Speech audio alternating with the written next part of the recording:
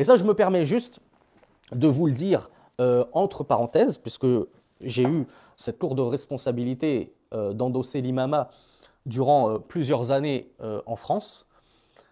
Il y a des gens qui comprennent mal ce hadith, falyukhaffif. Et moi, c'était une personne âgée qui me disait khaffif, khaffif. Pour lui, lire une page du Coran dans toute la prière, en général, je la divisais en deux. Je prenais une page du Coran, c'était notamment pour la prière du Aïcha.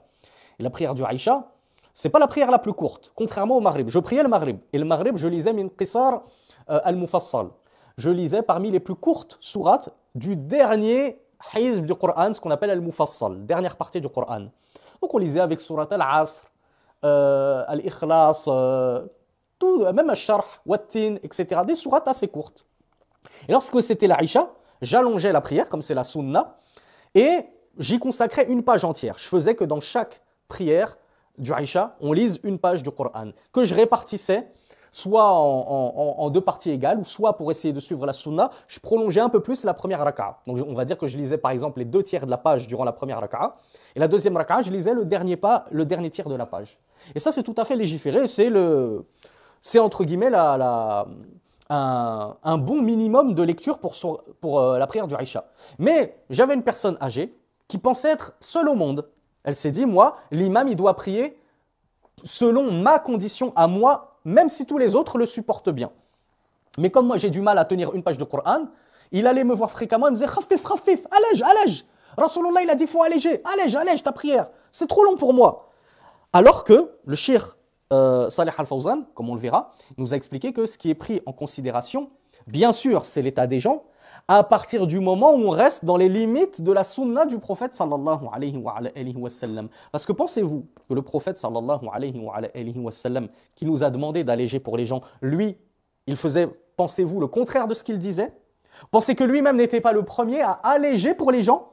Lorsque le prophète sallallahu alayhi wa sallam nous a dit d'alléger parce que derrière il y a des malades, il y a des besogneux, il y a des vieillards, vous pensez que derrière le prophète sallallahu alayhi wa sallam, il n'y avait pas de vieillards, de besogneux, de malades? Il y avait même des malades et des infirmes, à tel point qu'il est rapporté des compagnons que l'un d'entre eux cédait de 2 autres compagnons. Il les tenait comme ça par les épaules pour qu'on le traîne sur le chemin de la mosquée jusqu'à ce qu'on l'introduise ainsi dans le rang. Et regardez la condition physique de certains compagnons qui pour autant ne délaissaient pas la prière en congrégation. Déjà, ça nous montre l'immense importance de la prière en congrégation dans notre religion. Et le prophète sallallahu alayhi wa sallam, si la prière du Fajr, par exemple, qui est la prière la plus longue en termes de lecture, hein, c'est la plus courte en termes d'unité, il n'y a que 2 unités, mais en termes de lecture, c'est la plus longue de la journée. Vous pensez qu'il allégeait au point de lire juste Qul huwallahu ahad, Qul ya ayyuhal kafirun dans le Fajr, parce que derrière lui, il y avait des malades, des besogneux, des infirmes?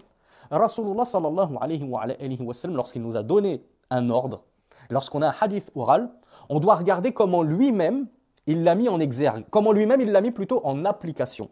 Et on regarde quelle est la durée de sa prière du Fajr. Et Cheikh Salih Al-Fawzan et d'autres savants nous expliquent. Eh bien, la durée de sa prière du Fajr, du Dhuhr, du Asr, du Maghrib, du Aïcha, moyenne, c'était ça le takhfif. C'était ça l'allègement de la prière. Donc si Rasulullah sallallahu alayhi wa sallam, il était par exemple rapporté que pour le Fajr, il lisait jusqu'à 100 versets, eh bien c'est ça l'allègement pour la prière du Fajr. Donc si quelqu'un vient te voir et il te dit khafif, khafif, allège, allège, tu lui dis j'allège comme Rasulullah sallallahu alayhi wa sallam avait allégé pour son peuple qui aussi comportait en son sein des malades, des besogneux, des personnes âgées comme toi. Et Rasulullah sallallahu alayhi wa sallam, il n'a pas pour autant passé toute sa vie de prophète à lire Qul huwallahu ahad, Qul ya ayyuhal kafirun dans sa prière du Fajr parce que derrière lui à chaque fois il y avait des malades, des besogneux et ainsi de suite. Et ça c'est une chose qu'il faut comprendre de la part des fidèles qui ont parfois du mal à comprendre que l'allègement c'est de prier comme avait prié le prophète sallallahu alayhi wa sallam. Sallu kama ra'aytumuni usalli. Priez comme vous m'avez vu prier, disait le prophète sallallahu alayhi wa sallam à ses compagnons. Mais si on devait écouter les jérémiades, les complaintes et les doléances de tous les fidèles. Ah oui, mais moi je veux que tu rétrécisses je veux que tu rétrécisses la lecture dans la prière du Maghrib. À la limite, c'est sunna de raccourcir la lecture dans la prière du Maghrib. Mais je veux aussi que tu rétrécisses le recours et le sujoud. Au lieu de lire 3 fois Subhana Rabbiyal Azim, Subhana Rabbiyal A'la, lis-le qu'une fois. Et ne laisse aucun temps pour faire des doigts. Et le tashahhud, Moi, j'ai mal au genou. Quand je m'assois comme ça en tashahhud, ça me fait mal au genou. Quand toi, tu dis les longues formules après ce qu'on appelle les salutations abrahamiques, Allahumma salli ala Muhammad wa ala ali Muhammad, et ainsi de suite jusqu'au bout. Moi, je veux que tu dises juste Allahumma salli ala Muhammad, parce que j'ai étudié dans mon madhab que yakfi, huwa al-mujzi. Le minimum syndical qui est autorisé de dire en termes de prière sur le prophète, c'est Allahumma salli ala Muhammad. Alors dis juste cela, parce que moi, quand tu vas jusqu'au bout, ça me fait mal au genou. Et il faut que tu prennes en considération mon état. Et Cheikh Fawzan, il a dit que l'imam, il doit prendre en considération la situation et l'état des fidèles qui prient derrière lui. Et Rasulullah, il a dit khafif, khafif, allège, allège. Donc il y a des gens qui vont tout mélanger. Ils vont faire une petite sauce béarnaise, une sauce qui est uniquement à leur goût à eux, et ils aimeraient que l'imam s'adapte à sa sauce qu'il a mixée lui-même. Mais ton voisin, lui, c'est pas une sauce béarnaise qu'il est en train de préparer, c'est une sauce poivre, et l'autre, c'est une sauce samouraï, et l'autre, c'est une mayonnaise. L'imam, il fait comment pour jongler entre de la samouraï, de la mayonnaise, une sauce ketchup maison, et ainsi de suite. Donc l'imam, la meilleure sauce avec laquelle il pourra badigeonner sa prière, c'est la sunna du prophète sallallahu alayhi wa sallam. Et s'il s'en tient à la sunna du prophète sallallahu alayhi wa sallam, alors il ne sera pas tenu responsable d'avoir trop allongé, d'avoir fait trop de dua, d'avoir fait un tashahhud un peu trop long et ainsi de suite. Parce que de toute façon, comme je vous le dis souvent, ridan nas ghayatun la tudrak. Les savants nous le disent. L'agrément des gens, la satisfaction des gens, c'est un objectif, c'est un paroxysme qui ne sera jamais atteint. Parce que tu vas contenter les pieux de ta mosquée qui aiment les longues prières, qui aiment faire des doigts en soujoud, etc. Et tu ne vas pas contenter telle et telle catégorie. Tu vas faire des cours dans ta mosquée, tu vas contenter les frères et sœurs sur la sunna qui sont contents d'avoir des douros, des cours, qui aiment apprendre la science, et ça ne va pas plaire à telle et telle personnes âgées qui ont envie de faire leur petite bid'a, de lire le Coran en groupe, à haute voix, de faire ce qu'ils appellent leur hizb, leur wird. Et vont dire, toi tu nous déranges avec tes cours, ça m'est arrivé. Quand j'étais arrivé dans une mosquée, et pourtant ça faisait je crois à peu près un mois que j'étais en poste dans la mosquée, et il y a des personnes âgées qui se sont permises de me dire « Est-ce que tu peux le faire ailleurs ton cours ?» Alors que j'avais déjà commencé mes cours, parce que nous on veut lire notre hizb. Je leur ai dit « Mais subhanallah, c'est l'imam qui doit être chassé de sa mosquée parce que les fidèles veulent faire une bid'a, plutôt vous allez faire votre bid'a ailleurs. » Alhamdoulilah, j'ai réussi à m'imposer. Mais pour vous montrer à quel point, si vous voulez être gentil, tout le temps dans la douceur, tout le temps dans la conciliance, vous allez vous faire dévorer tout cru.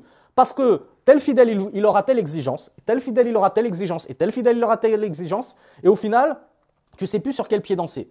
Tu ne parles pas assez de tawhid dans tes khutab, il y en a qui vont se plaindre, ouais mais il faut que tu nous parles du tawhid, c'est la première chose à aborder, etc. Et à juste titre, on est d'accord. Et quand on parle trop, eh bien il y en a qui vont dire, ouais mais tu nous parles que de tawhid, parle-nous un petit peu du prophète, de la sira, parle-nous un peu de fiqh. Et quand tu vas parler de ça, ils vont te dire, ouais mais tu nous parles trop d'islam toi, parle-nous de fiqh al-waqi'a. Parle-nous du conflit israélo-palestinien, parle-nous de l'actualité, qu'est-ce qui s'est passé dans le monde, etc. Donc tu ne pourras jamais satisfaire tout le monde. Donc cramponne-toi à la sunna, suis le modèle prophétique, alhamdoulilah, laisse les gens parler.